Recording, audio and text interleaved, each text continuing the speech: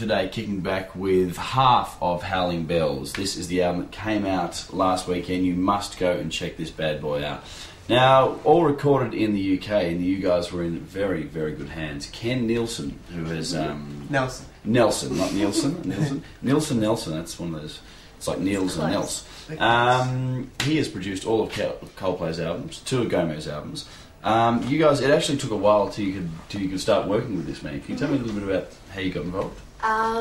We sent him our demos, and he responded, very favourably, quite quickly, which we were surprised with because he was one of our most desired producers. And then it took, from that point, maybe 8 or 9 months before we literally stepped into his studio in Liverpool and recorded the album, because he was recording with Coldplay, and that took a long time to finish. And there were points where we thought it was never going to happen, and we just kept the faith the whole time, and eventually we got the call and went down to the pub and celebrated.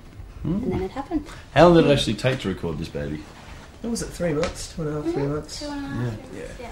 Can you explain how important it is to have an engineer who is firstly into the music and does want to put his stamp on the music? It's very important. I suppose it is terribly important. No, how can I rephrase that question? I'll elaborate. Okay. It's like I was saying before to you.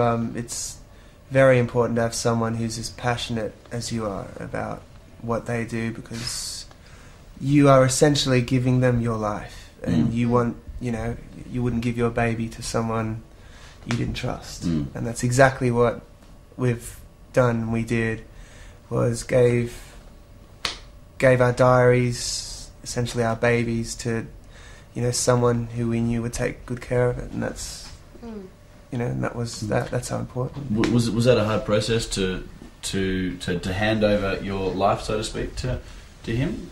It sounds like that you want to usually hang on to what you have.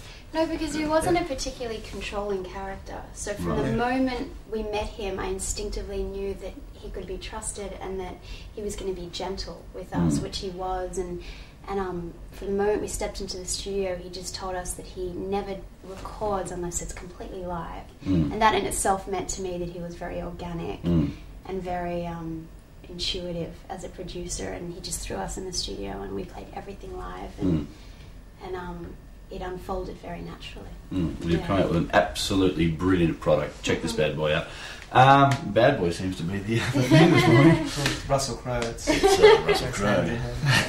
Your request, what would you like to hear? The show is in your hands.